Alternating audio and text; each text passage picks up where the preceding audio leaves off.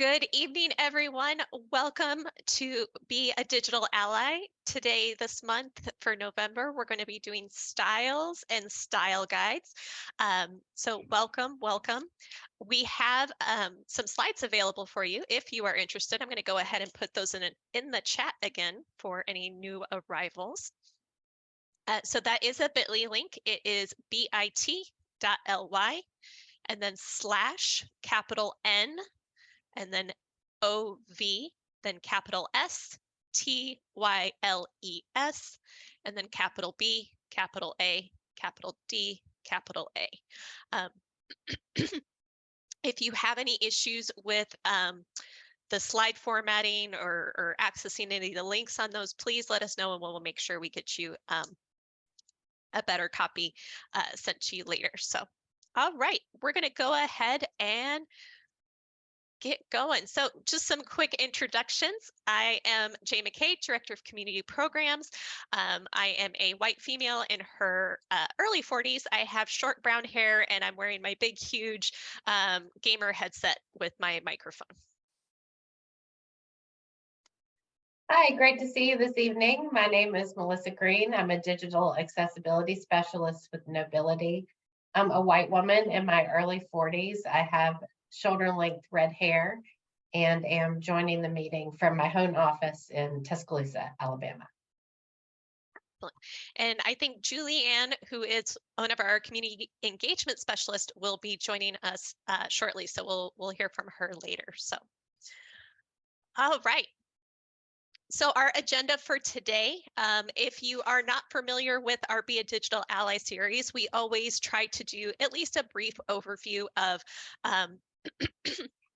what happens here, what is accessibility, just because we know everybody comes to accessibility at different times. So if we didn't want to give the overview of accessibility and then never do it ever again. So we will do a brief introduction on what accessibility is, and then we will jump into our topic for the month, which is the styles and style guides, talking about like what is a style guide.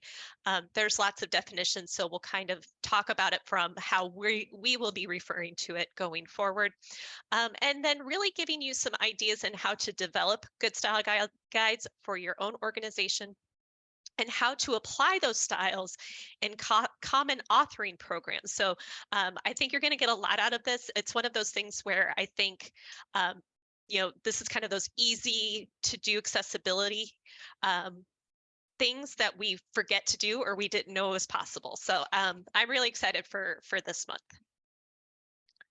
Okay, so just some quick housekeeping. First, of course, thank you for letting us be a part of your journey. Like I said before, everybody comes to accessibility at different points in time, so we're glad to have you here with us today. If you have any questions, and really that is one of the biggest joys of this program is having these conversations with you, having these discussions. So if you have questions, please feel free to type them in the chat. We will usually monitor those throughout the evening. Sometimes we'll answer it in the chat. Sometimes we'll bring it up for the whole group. At the end, or at times we may say if anybody has any questions, we'll give you the opportunity to jump on the microphone as well. I mentioned earlier that we do have the auto captions enabled, so that feature is available. And then for future BADAs, when you register with us, if you need additional accessibility features like American Sign Language interpretation, just let us know when you register, so that way we can make sure we have those services in place. So, and as always, please ask for help. We are happy to do so.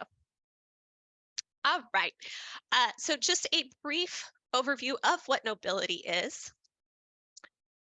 How do I do? Okay. So Knowbility was founded in 1999. It is a nonprofit based in Austin, Texas, but we operate globally. So Melissa and I both live in Alabama. We actually live in two different parts of Alabama, so it's kind of fun that way. And then also a lot of our employees are across the country. So headquarters is Austin, but really we work everywhere.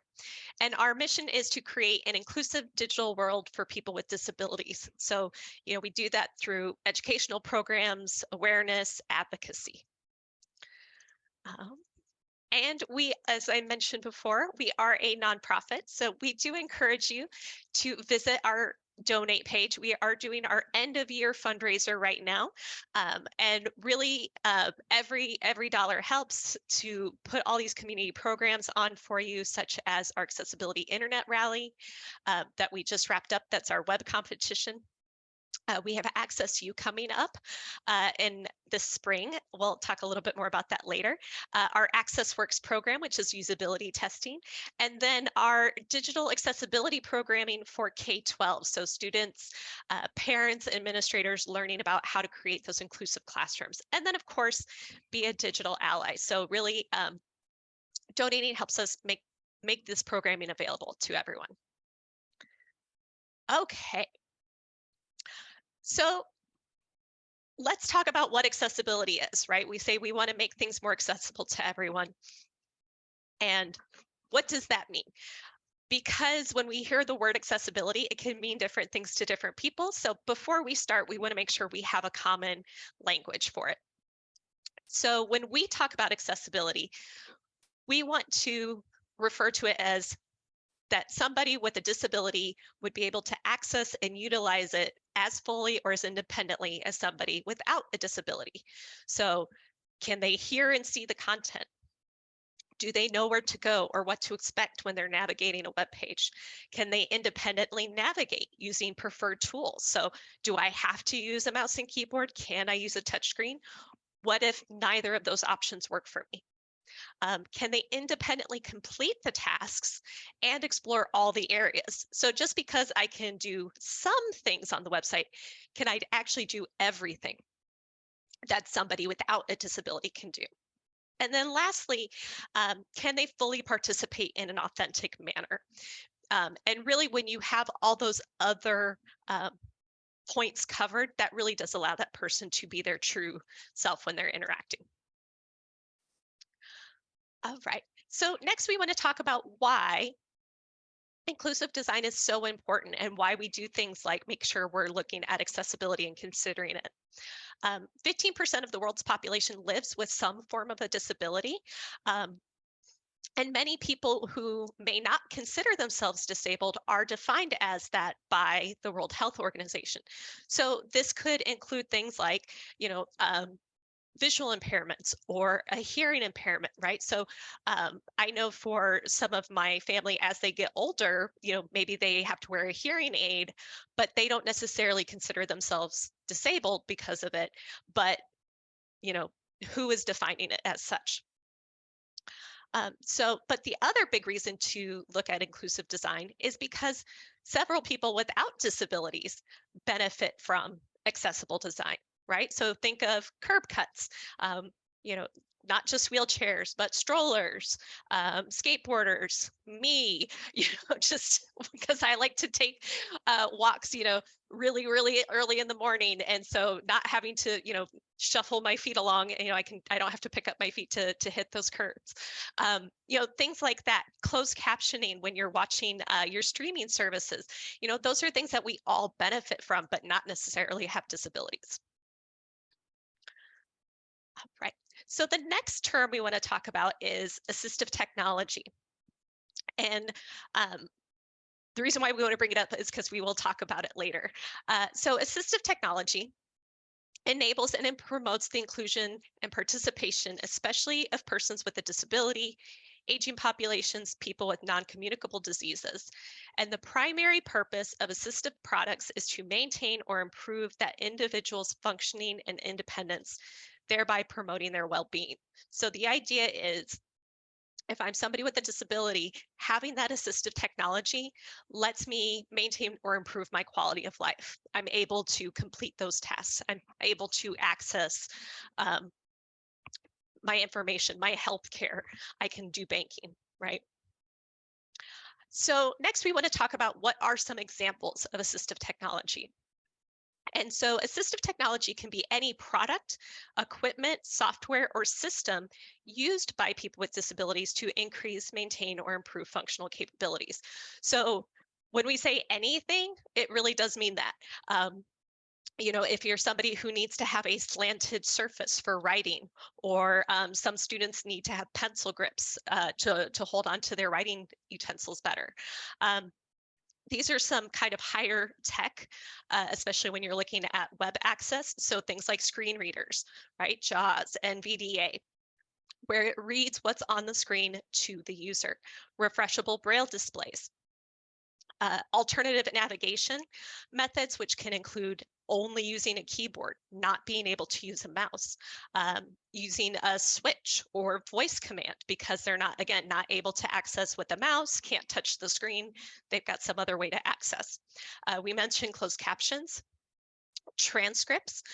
So again, that's that text-based file of what was on the video. Magnification, right? Using that zoom feature on your computer. Excuse me. Dark mode and high contrast. These are all examples of assistive technology. And then we also have a link for you to explore later from our friends over at WebAIM.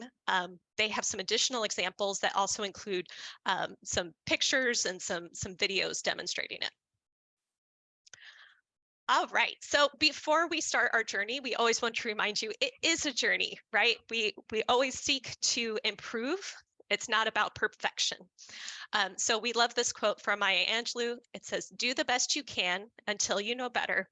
Then when you know better, you do better.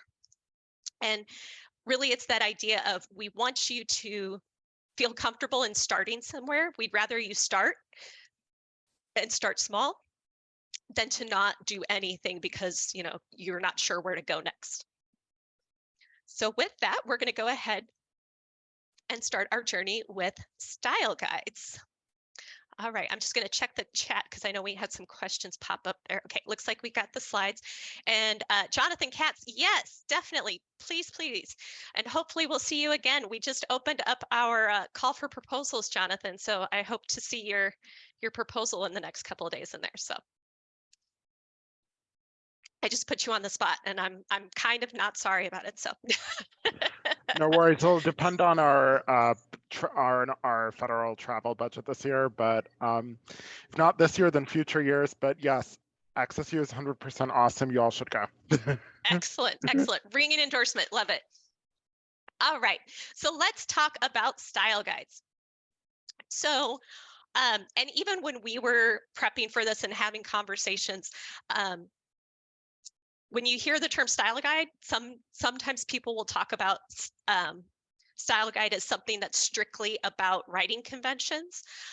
However, in the extended research I was doing, I would see things that would say style guide, or they would call it a style brand guide or a style/brand guide, or sometimes they would call it a style branding guide. So really we are going to be using the word style guide, but there will be some elements that might be more in those style/brand guides that we'll be referring to as well.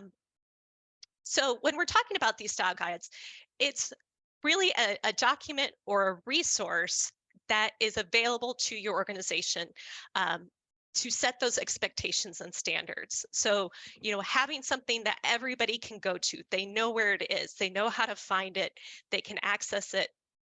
It's readily available. And what it's going to cover are different things. So these are just a few examples. So writing, right? Grammar, word usage, tone. Should your writing reflect some, like a professional tone, or do you want the tone to sound more friendly? You're going to look at formatting. What kind of layouts do we want to use for certain types of documents? What is our heading structures?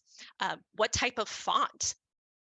And then also looking at some design elements, right? What colors do we use? What are our brand colors? How do we utilize our logos, right? When do we use the full logo versus the small logo? So yeah, so that's really what we're talking about today, is that document, or it could be web-based, wherever you want it to be stored. I know some people that just make it as a Word document that lives in a, like a drive space. Some companies will make it a web page that everybody can access. So just something that's readily available. So next we want to talk about why it benefits you and your organization to have some kind of style guide. And really the big thing is it's just consistency across the organization, right? It provides that uniformity. It's allowing people to not have to second guess themselves or try to, ask 8 different people. And it really just keeps that consistency. It also reduces the cognitive load for staff. If you're like me, I can spend way too much time deciding what I think is the perfect font for an announcement. Or maybe a coworker created something and I really like the font that they used, but maybe I'm not sure which one they used and I'm not sure how to look up that information. So I, again, will just start scrolling through my font list until I find the one that's the best match. So that takes a lot off of my plate in having to make those decisions because it's just there. These are the fonts that I use for this type of writing. This is how it's structured. And then also, it's a way to reinforce and support your commitment to accessibility. So when you're creating your style guides and you have that accessibility baked in, and you're considering things like what are appropriate font sizes, and when I'm looking at colors, do they have good color contrast? You're already building in that support for accessibility because it's there, and you're letting your staff know accessibility is important to us because our style guide reflects that's important to us. All right. So next we want to just talk about some typical items and just kind of break them down a little bit more of what they mean. Um, excuse me. So the first item is typography. And so this is the art of arranging letters and text in a way that can make the copy legible, clear, and visually appealing to the reader, right? So we want to make sure that it is readable, but also appealing. There's always that saying how accessibility can't be pretty or it's boring. It can be pretty, it can be attractive. You just have to, again, when you look at it from the beginning to say, we really like this font, this is a good font, it's easily readable, now we've got it. We don't have to second guess and find the next one. So your style guide can include those examples of fonts that are used for various purposes, right? So instead of just one font for all of your text, you may want Roboto for your main or your general text use. And then maybe you use Times Roman for quotes. And as you probably guessed, I am not a designer because God only knows what those combinations look like. So that's why you have somebody else make those decisions and not me. Again, cognitive load. I don't have to worry about it. But that's what you're doing when you're talking about your typography. You're letting people know when there's a heading, this is the font size to use. When you're doing main text, this is the text or font to use. When it's a quote, we want you to use this type of font. When you're looking at color palette, we'll actually go a little bit into some tools that you can use to help you make those determinations. But you want to look at what are your brand colors and how are those colors being used for different functions, right? And this could include different web elements such as buttons on your web page or how you want your links to look. Next, you could be having some information about your logos and images. So your style guide can include guidance on how to use your logo. So for example, we have in our Nobility logo, we have this Nobility tree. I call it the tree of knowledge because Nobility is very hard for me to say, but our little tree of knowledge before our name, most of the time we will just use the whole logo, but there are times where we find it appropriate to just use that little tree. And so the style guide can let us know when to use either. And then because we're talking about logos and images, having alternative text and talking about alternative text in your style guide is useful too, right? So you want to make sure they understand if you're going to use an image, if you're going to use our logo, make sure you have the alternative text and having it available for them to use. Again, big cognitive load saver, right? Because then I don't have to think about how am I supposed to write this alternative text. It's already been provided for me. All right, let me go on to some examples here. So we have some really great links that I'm going to try and click through, and hopefully my computer doesn't crash too much. We, of course, provided just a screenshot of our website that we have, and this is our style guide. So at the top you can see we have the on the left side we have nobility, and then it breaks it down into, we're going to talk about general, and then we have colors, buttons, and typography, and then it breaks it down some, or then it goes on to the next items such as navigation and components, forms. But in the color palette, when you look over to the right side, it's showing you not only our different colors, but we'll talk a little bit later about things like hex code and the name of the colors as well. So this is the way that we have our color palette arranged. And it's just a very quick way for us to reference. What I also like about our style guide is where it says that colors, and then again, like I mentioned before, buttons. What color do I use for our website buttons? And then the typography, when I click on that, will take me to, this is the font for the headings, this is the font for general text. All right, let me go back to our other examples here. I'm not going to click through all of these, but I do want to just highlight some things here. MailChimp content style guide is really interesting in how they talk about creating that consistent brand messaging. So I thought that was a good example to share. The Ally, or the A11Y project content style guide really provides some good examples of language use. So let me click on that one. So like here, they're saying, here's an active tone on their website. So they say we prefer an active tone, but then they provide examples. So do, and then they say, some people navigate via keyboard. Don't. It was discovered earlier that some people navigate using keyboard input. So by just leaving it to where it says tone, we provide an active tone. That might not be enough information for somebody, but by providing these really clear examples, then all of your users understand more fully what the expectation is. I really like the National Center on Disability and Journalism Disability Language Style Guide. If I click on it, we will go down a rabbit hole, and I won't get to the rest of this content today, but it is good in-depth reference of how to refer to people with disabilities when writing. It's not just here's how to do it, but it gives you some more context into why you want to consider using that type of writing style. And then the A11Y style guide is really just a good resource to make sure that you've thought of all the possibilities of what you should be including in that style guide. So another really good tool for you to navigate and explore on your own. There we go. Okay. So some tips for how to build your own style guide. I thought this was a really interesting one where they talked about revisiting your mission statement. Because when you look at your mission statement, that might help you figure out or help clarify what your tone is or what your writing style is by looking at how you've written that mission statement. And that way, if it doesn't feel, the way that you want to write, maybe you need to rewrite your mission statement, but it's a good place to start. Pick a base style guide or manual and build from there. So, there are several style manuals, right? There's the Chicago style, APA. So the idea is that you could pick one that you feel is, the base will suit your needs, but then you can customize it as needed.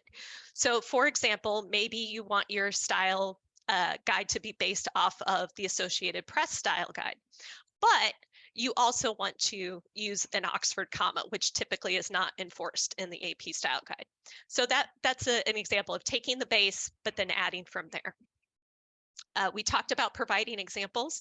This was another one that I modified from that A11Y style guide, and it's talking about acronyms. So they say, the expectation is you spell out the acronym in full before using the shorthand version.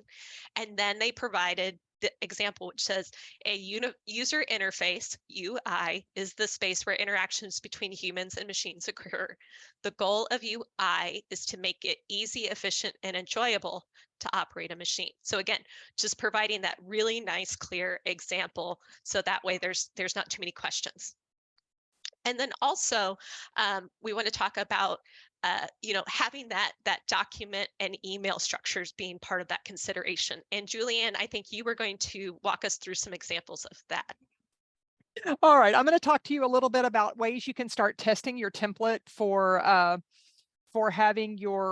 developing your style guide. So one of the things you can do is develop it in a document. So I've developed one in a Google Doc, trying to understand, what works best for us. For me, when I construct it, I think about, sorry, I'm lost myself. I think about how to build it, how you are putting your pieces together. So using this top navigation.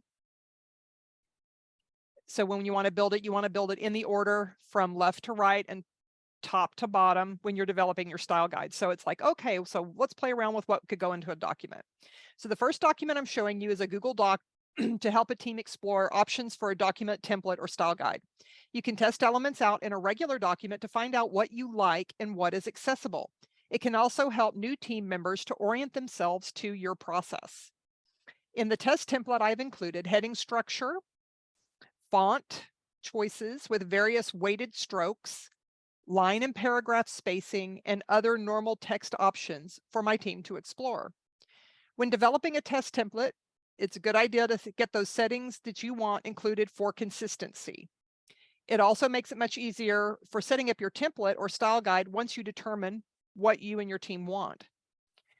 It's also a good practice to increase line spacing even above the 1.5, as it provides more visual breathing room for reading and reducing eye fatigue. I personally custom set it to 1.25.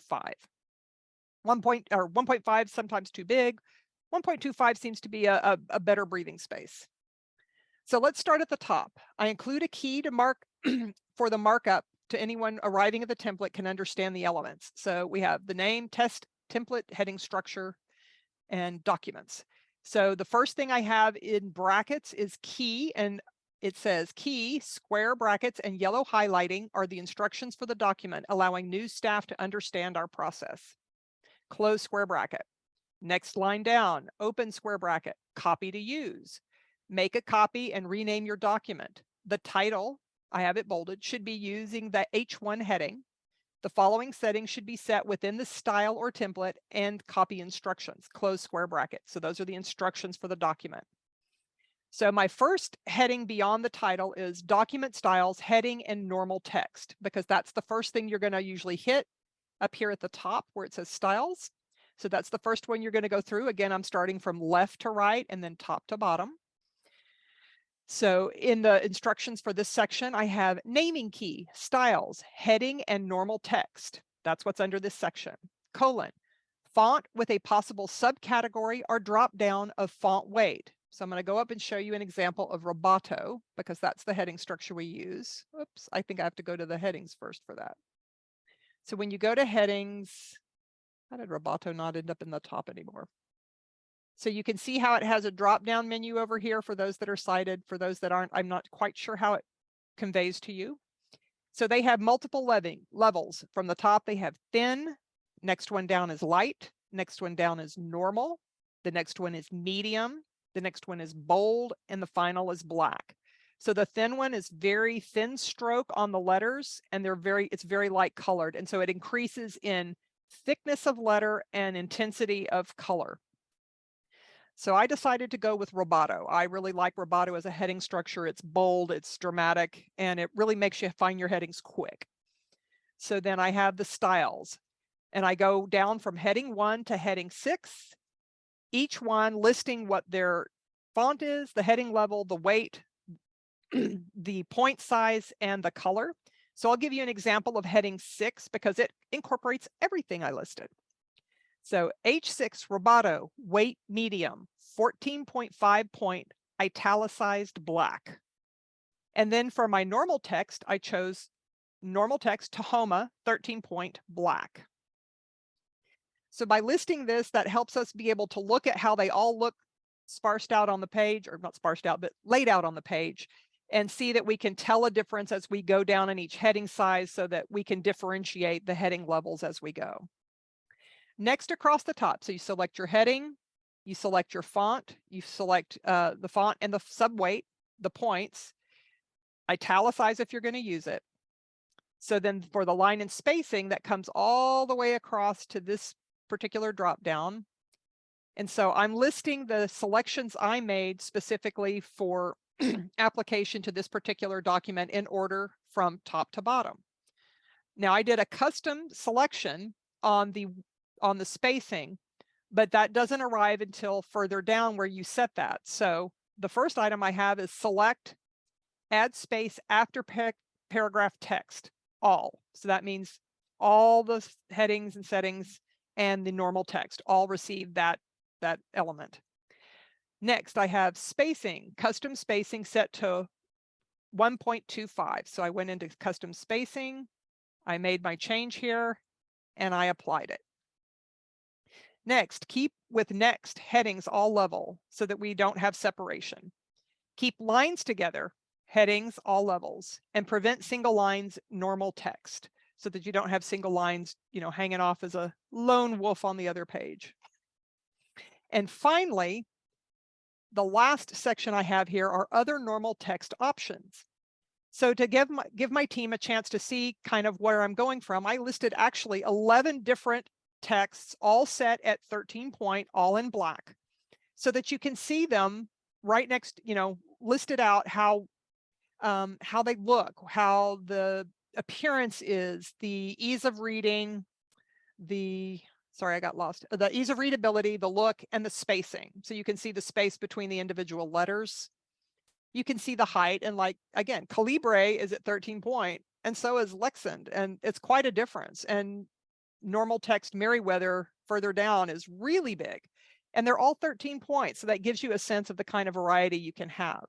But this lets you kind of play around and look at things, see how they compare, see how they look. Do we need to make the point size go up? Do we need to make the point size go down? You can practice all of this before you decide, and then you can move on to creating your style guide. Melissa will do that in just a minute. I'm going to show you one other quick document. Okay, so for templates for email headings and structure, this is another thing that became really important. We just kind of wrapped up the AIR competition where the judging has started, but we were sending out weekly emails to our teams. And we had important information that was sometimes repeated, sometimes not, but there were times when they needed to refer back to other information. And it's like, okay, how can we communicate this clearly? Well, let's try setting up an email template heading with heading structures so that people can navigate and find the important information and see the nested level. And ideally that screen readers can also follow that within their going through their email. The important piece on this one, so we did it the same as I did on the previous document. I set up heading structure. I only went 4 levels this time and put the point sizes, the weight, the color. And then under the most important piece here was the subject line. So in the instructions, I have enter subject line with starting context and key terms for recipient quick search. And so the example was AIR 2022 9/27, that's the context. Week 3, that's the main context. So they know it's from AIR when they get their email boxes flooded with information. I know mine's super full and it's every day, so many things. So having that context tells me at least I can know immediately who my client is or who the person I'm working with is. Next, we have key terms of things that are covered in the email. So we had checkpoint, we let them know it was week 3. It was the checkpoint, usability testing, and nobility logo. So by having this, this context set for anybody writing an email, that helps us provide the recipients with better information so that they can find the information they need quickly and easily. They can do a search and ideally find it faster than if, for example, I've had clients I've worked with where the email chain, when I printed it out, was 17 pages long, and I had to go back and manually try and highlight in order, number it in order to be able to follow the conversation. So by creating separate emails and then putting the context in there, that helps people find their information quickly. The body of the body or content, Again, you enter the body and information there. If you have organizational specifications, you would go ahead and list those, the things that you need to include in the body text if that's important for your organization. And finally, closing salutations and sign off.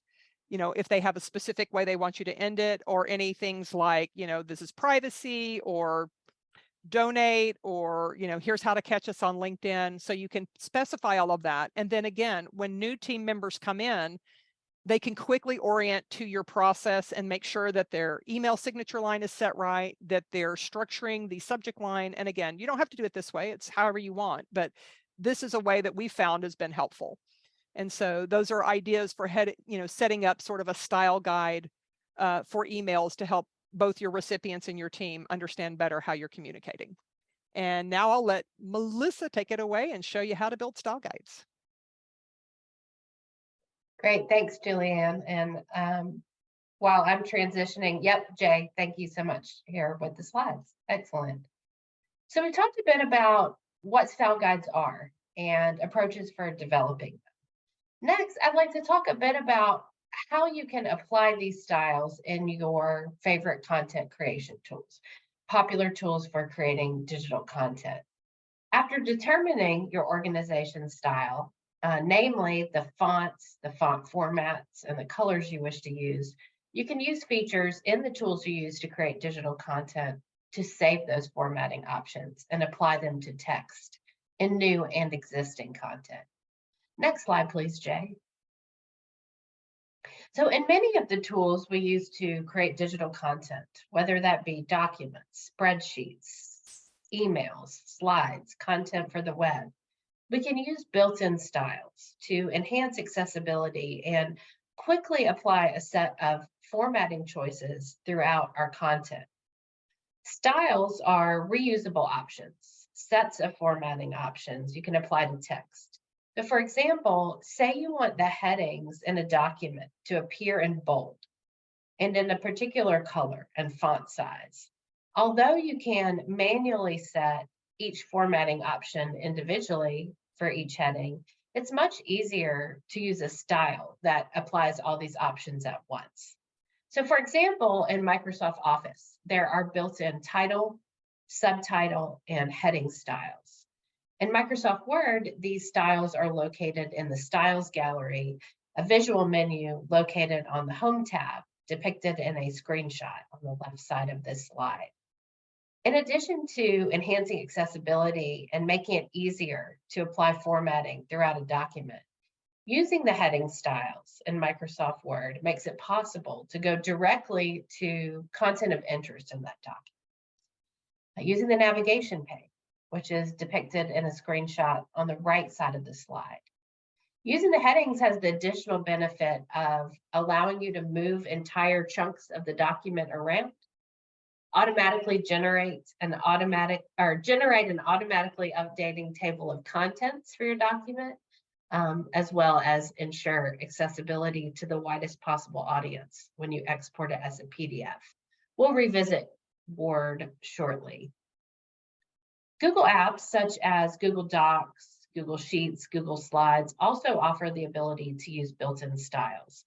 As with Word and other Office apps, Google Docs users can organize a document with text styles like titles and headings, and you can customize the font and size of the text styles and set your styles as defaults.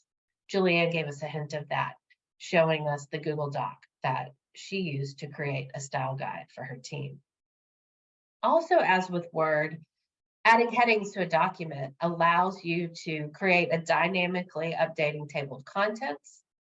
Google Docs also offers a document outline feature that detects the headings in your document and pulls them out to help you organize your content, similar to Word's navigation pane.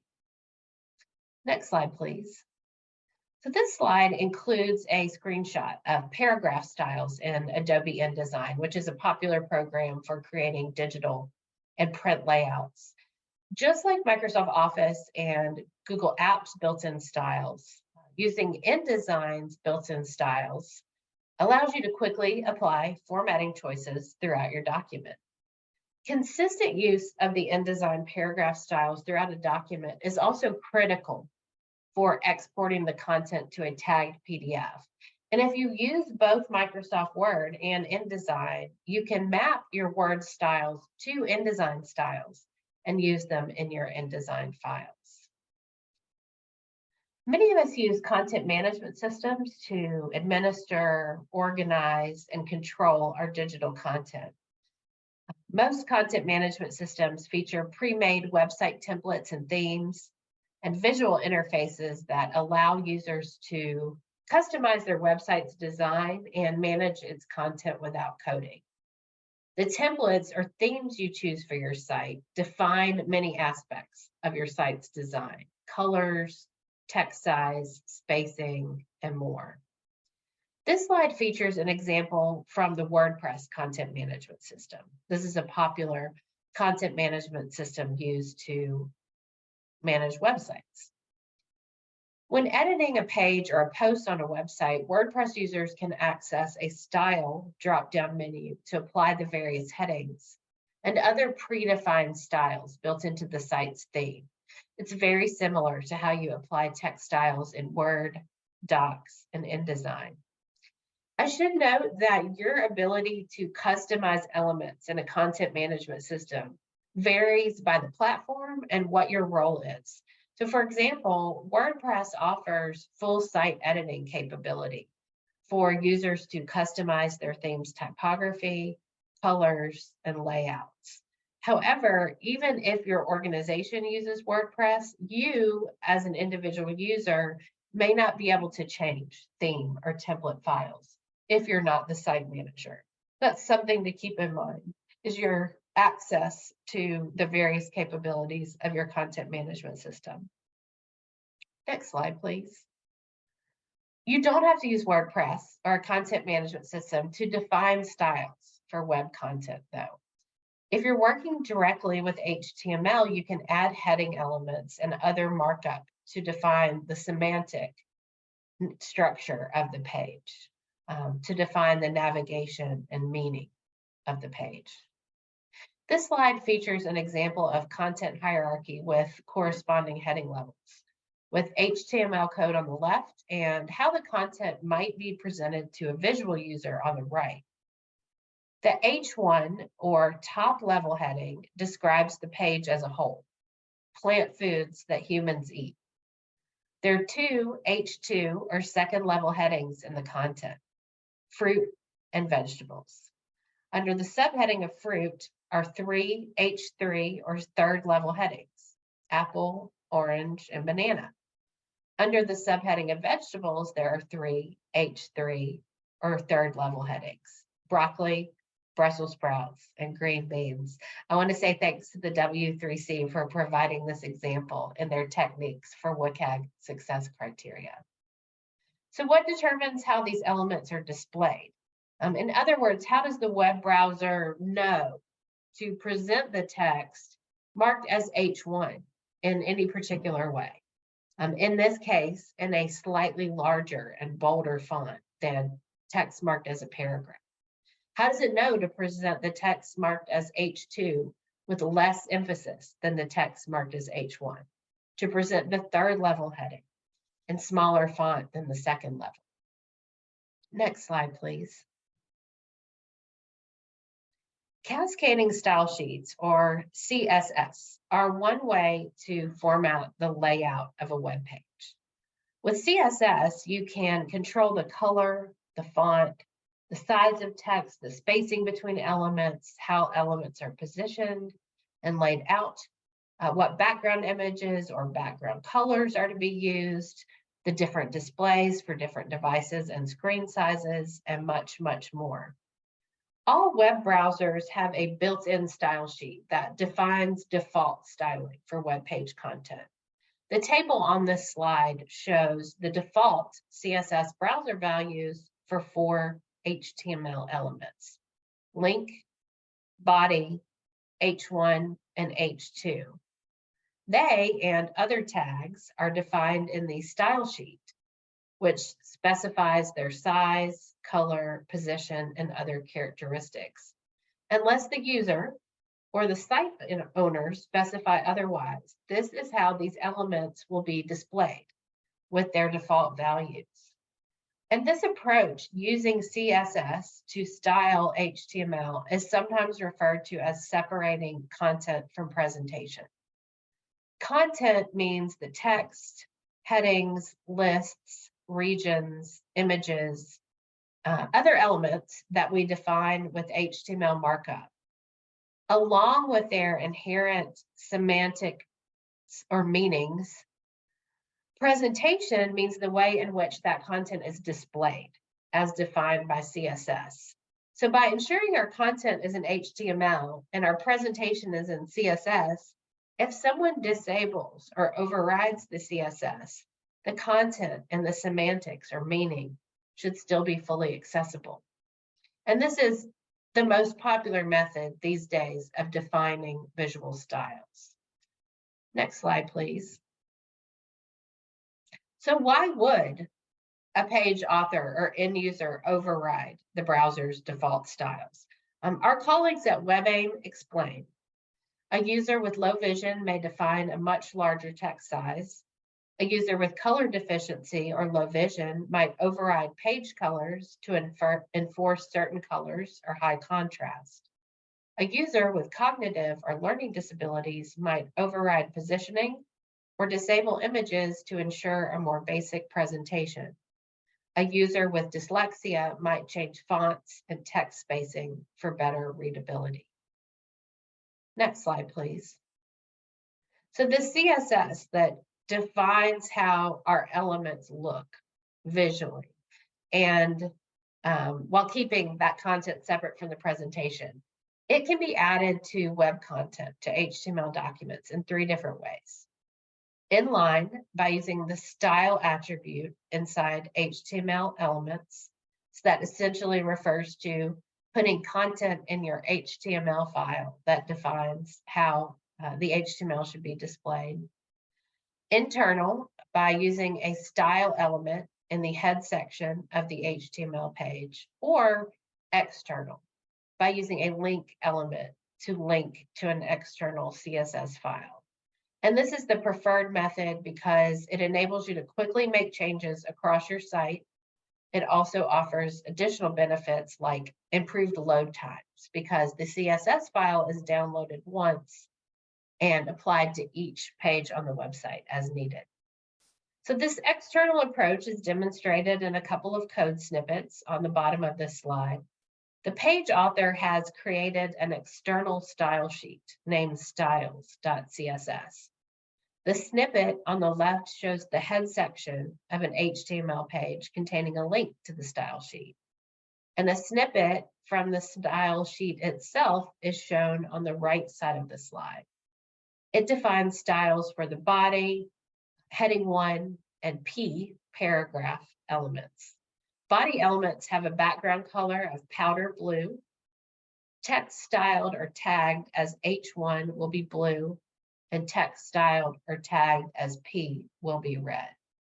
Once you've defined your organization's style, an external style sheet is a great way to apply that style across your website.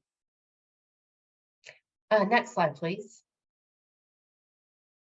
So just talking about using some external styles to define colors. Speaking of color, as Jay and Julian shared, guidelines for visual style typically address color. So whether you're using Office software to create documents and presentations, a content management system like WordPress to create web content, or working with HTML, color is a very important factor. So colors are displayed using combining red, green, and blue light. So on the web, colors can be specified in different ways. For example, by color names, red, yellow, blue, cyan, magenta, and so on. Another way that colors can be specified on the web is with RGB, red, green, blue, or hexadecimal values. And these are alphanumeric combinations of numbers and letters that define how intensely the red, green, and blue colors should be displayed. The tools we use to create digital content also use RGB and hexadecimal values. In the example shown on this slide, there's a swatch of soft orange color. The hexadecimal value for that color is 4BAF4C, and the RGB value is 251, 175, 76, or 251 for red, 175 for green, and 76 for blue. So you may find yourself needing to determine the RGB or hexadecimal color values for a color you're using or wish to use. There's a lot of approaches to this. I like using TPGI's color contrast analyzer and its eyedrop tool. And Jay, if you'll stop your share, I'll go ahead and switch to my desktop for a quick demo of that.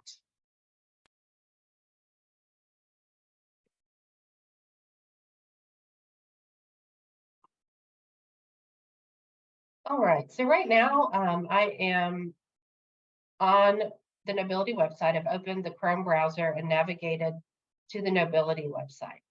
Let's say I like the purple that Knowbility is using and want to include it in my style guide and use it in my document, web, and other designs. I would need to determine the color code used to represent that color. I navigate to the web page that contains the color, so in this case, the Knowbility site, then open TPGI's Color Contrast Analyzer tool.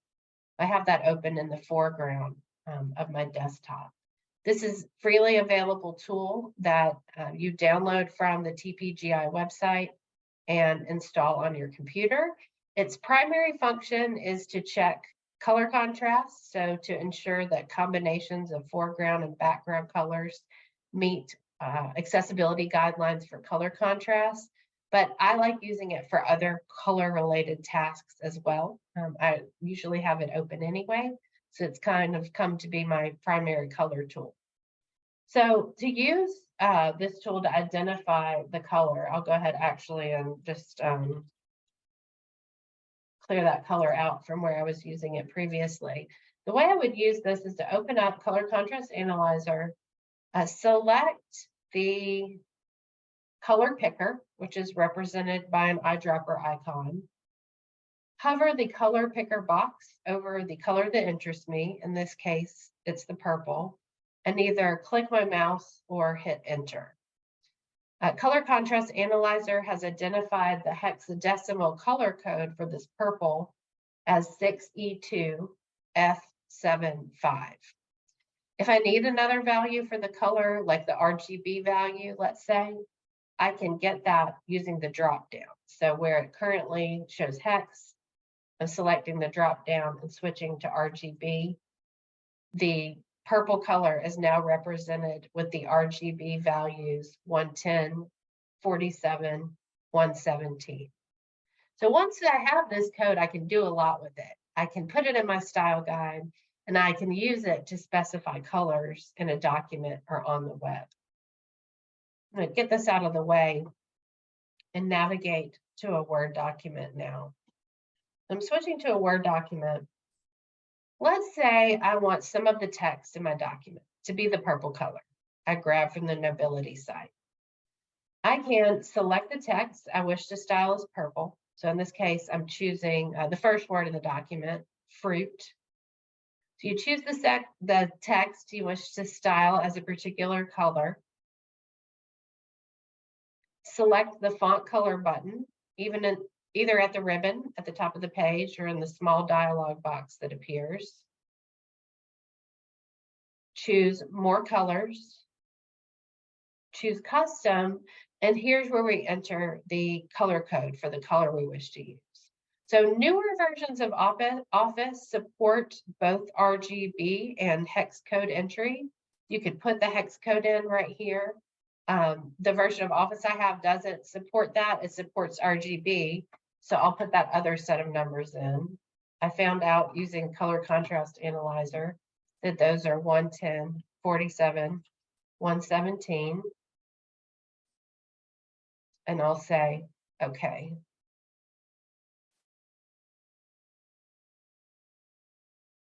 If I want to use this color as the basis for a color scheme, there are some great tools that can help me create combinations of colors that are visually appealing and meet accessibility guidelines for color contrast.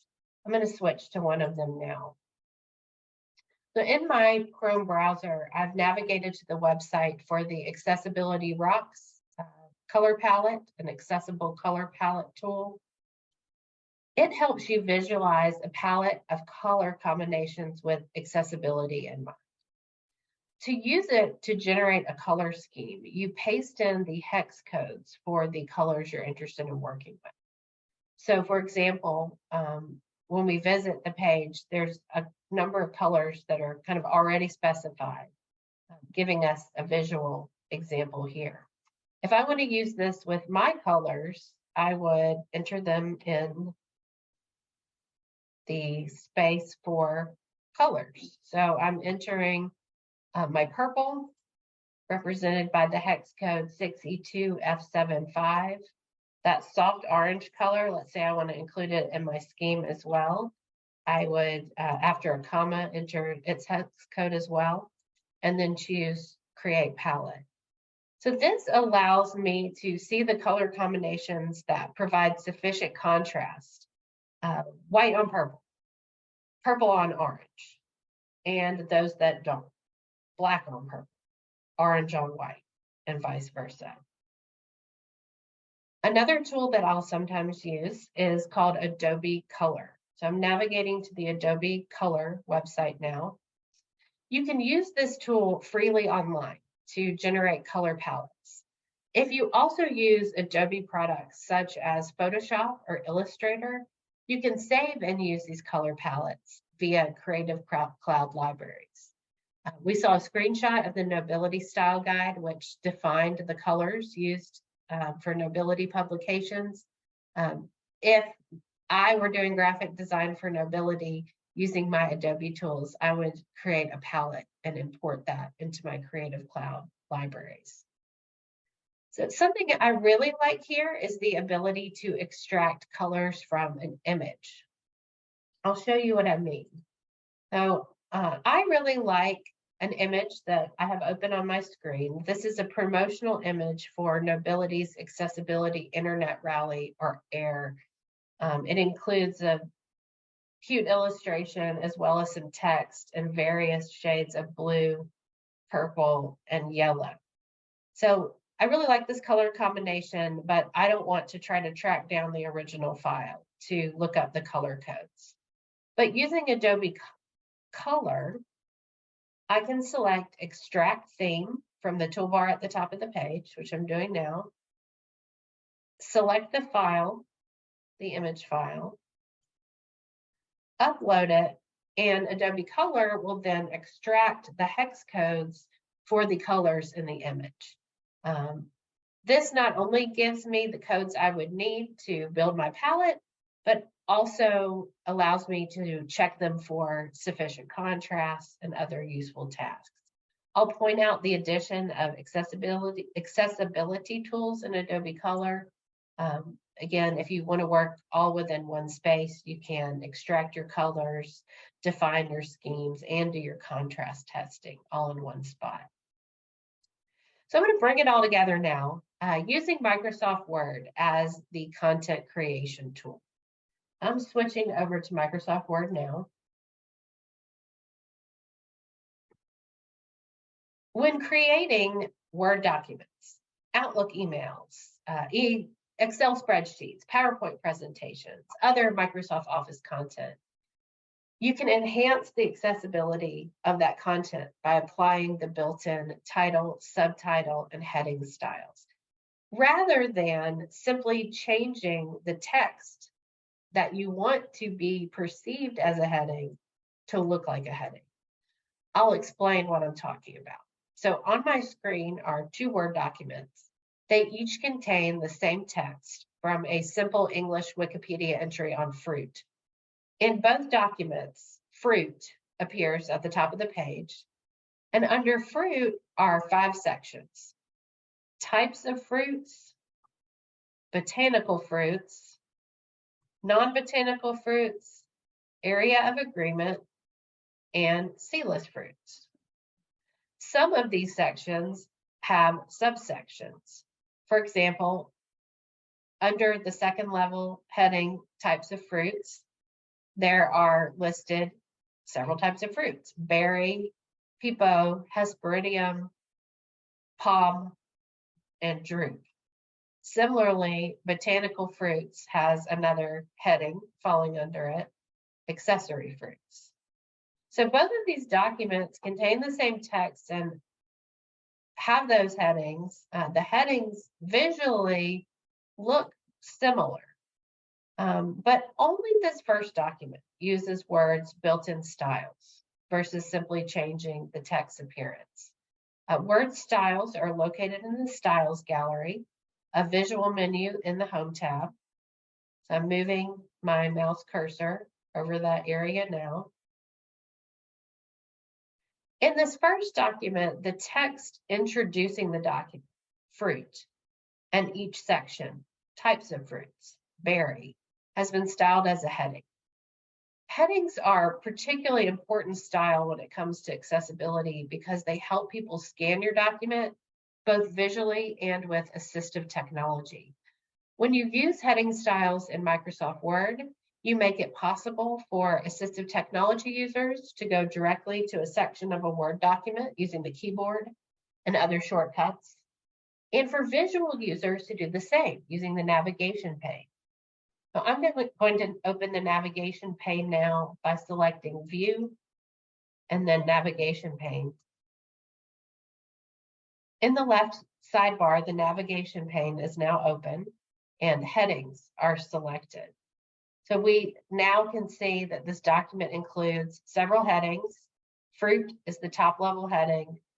Types of fruits, botanical fruits, and so on are the next level headings, with some additional headings following under those: berry, pepo, accessory fruits, and so on. So once we've added those headings, a visual user, as well as an assistive technology user, can go directly to the section of the document that interests them. Let's say accessory fruits, which I'm going to click on now. So that'll take you directly to the section of the document, which can benefit all users.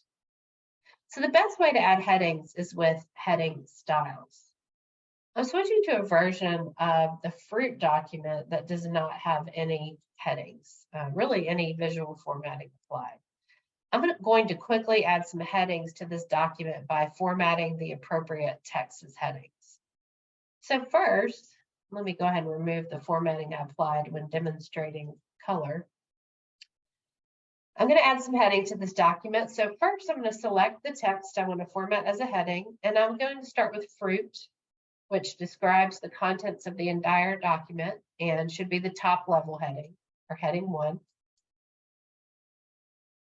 On the Home tab, I can point to the various styles to preview them. So as I mouse over the different styles with that text selected, I can see how their visual appearance would change if I selected that style.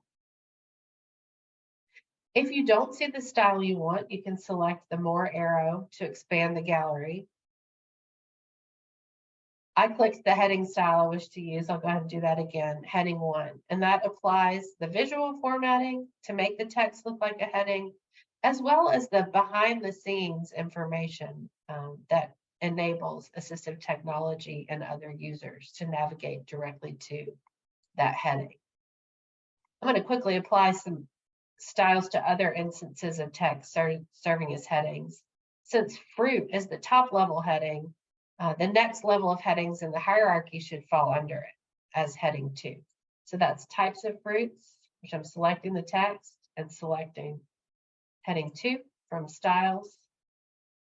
The other second level headings are botanical fruits, accessory fruits. I learned a lot about fruit in preparing this document. Non-botanical fruits, actually accessory fruits is a different level of heading. Heading 2, area of agreement, heading level 2. And then the things that sort of fall under these categories should be styled as a third level heading. So because berry comes after types of fruits in the hierarchy, it'll be a 3. As will pepo, hesperidiums, palm, drupe, and accessory fruits. So I can see that these headings have been added by opening the navigation pane, view navigation pane. I can now quickly go directly to a section of the document that interests me. When the document is exported as a PDF, these headings will be carried over as H1 and H2 and H3 tags. So let's say we've got this semantic information here. We've got the headings, but we don't like how they look. We've selected a style for our organization and defined it in the style guide. We need to make some changes to words built-in styles to make sure that things appear in a way that is in keeping with our style guidelines. So if you don't like how the heading text looks, or if it's not in keeping with your organization's style, you can change the formatting of that text and apply it to the style in the styles gallery. I'll do that now. So this, I'm selecting the text in the document that has the heading 1 style applied. That's the title of the document, fruit. So next, I would format that text with the selected attributes that I want.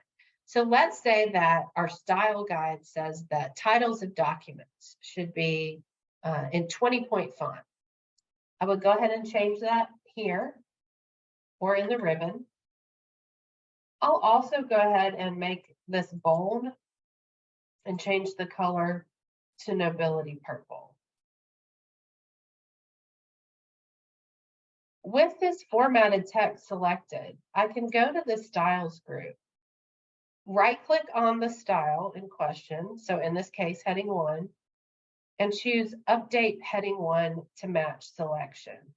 And what that will do is change all of the heading 1 text in the document to have those visual characteristics. There's only one top-level heading, so this isn't very impressive. I'm going to quickly do the same for our second and third level headings to have a little more of a visual effect. So I'm selecting text styled as heading 2, right-clicking on the heading 2 style, choosing Update Heading 2 to match selection. Sorry, I'm selecting the heading 2. I need to first change what I want it to look like. Let's say I want this one to be purple as well and underlined. I can right click on that style in the style gallery, choose Update Heading 2 to match selection, and all of the heading 2s in the document will be updated. So botanical fruits is also now purple and underlined, as are these other second level headings. I'll do the same really quickly with the third level heading. So highlight or select text that's styled with that heading, right click on the heading in the styles area. Sorry, make the change first. I'll just do purple for this one. Right click, update the heading to match the selection, and all instances of that heading are updated throughout the document. So again, very useful for quickly applying a set of formatting changes throughout the document. You can also modify a style directly in the style gallery without using the text in your document. So you might do this, let's say if you've defined your organization style, and you want to set up a template, a Word document template, where all the styles are in keeping with what you've defined for your organization. You don't have to have a document to work with. You could start with a blank document. So you would do this by right-clicking on a style in the style gallery, choosing Modify, and in the formatting section, making any changes you wish to make. So the font size, any emphasis or underline placed on it, the color, the spacing, and so on. You can choose whether those changes apply just in this document or to all new documents based on this template. So if I were going to create a template for my style guide or for the to write documents that are in keeping with my organizational style guide. I would choose new documents based on this template. And that would mean that any new thing I create is already going to have that built-in purple and other formatting. I won't have to adjust that for each and every new document. But that you don't always want to do that. So it's nice to have some choices there. I'll quickly demonstrate 2 additional benefits of using built-in heading styles in Word. One is that it allows you to generate a dynamically updating table of contents in your document. So I'm positioning my cursor where I might want to add that table of contents. I'm going to the References tab in the Word ribbon, and I'm choosing in the Table of Contents group to insert one of the automatically updating tables of contents. I'm choosing Automatic Table 1. And this automatically inserts into my document a table of contents comprised of each heading and the page number on which that heading appears. If I make changes to my document, I can update each item in the table individually, or I can update the table as a whole. So that's a great feature to provide some additional navigation within documents. Finally, I've mentioned several times that consistent use of headings throughout a document is also critical for exporting the content to a tagged PDF. This is the PDF I created from the version of the fruit document that contained headings. I'm opening up the tag panel for this PDF now. And when we look at the tag panel, we can see multiple heading tags. There's H1, H2, and H3 tags that correspond with the heading levels in the Word document. If we look at a version of the PDF I created without headings, so I took that Word document that only had visual styles and no headings, open up the tag panel. We do have some tags for paragraphs, but that's all we have. So we have no tags that would allow the user to quickly see what a document is about or directly navigate to that section of a document. So in addition to allowing you to quickly apply formatting changes throughout content, the presence of headings and other styles is a vital part of ensuring that document is going to be accessible if it's exported as a PDF. I'm going to stop my share. Jay, would you take us back to the slides and into our practice slide? Yeah, we had a couple questions. Somebody wanted some clarification. At one point, you had used the underline for one of the headings, and they just wanted clarification if it, if that's a good option, because, in terms of WCAG and things like that, usually Yes. underlines are limited to links. So. Oh, yes, that's a great feedback. I think that I see your response to that. My thinking there was what you said. Just for the purposes of the demonstration, I was trying to pick something visually distinct.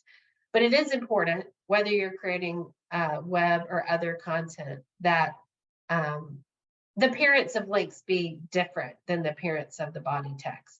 Usually people do this by having them appear as underlined or in a different color. So yes, I wouldn't want, if I had my links presented in this document in that way, I wouldn't want to also present the headings that way. It could be confusing for the user. I think that's a great point. And then, so if somebody is a content creator and they're working with the designer, if they are creating their content to feed to the designer using, just a MS document with these headings, is that sufficient for the web developer essentially to recognize, oh, okay, this section is supposed to be under heading 1, this section is general text, because they can see the heading structure in that Word document? I think that would be a good way to communicate with your developer or designer if you're not using other web development tools for that, wireframes and so on. Having a document where you as the user sort of figure this out, determine what you want it to look like, and identify those characteristics, that could be very helpful. You might have to kind of do like Julianne did in her example, and not just format the different headings as how you want them to appear, but provide some textual sort of explanation of that. For example, rather than just having text that says heading 2, making there be text that also says heading 2, Lato font, bold, 20, and so on. Being sure to include those characteristics like Julianne did. I think that would be important if we use the Word document approach. I want, can you hear me? Yes, hi. Okay, I wonder if the Microsoft Word has a really powerful and really neat capability to say, add a note. Let's say that you're gonna, you want to say, Jimmy, should this be underlined?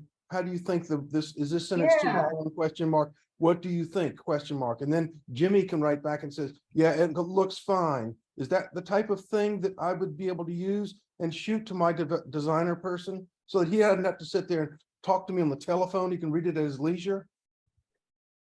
I think that's a great way to communicate that information and start that conversation.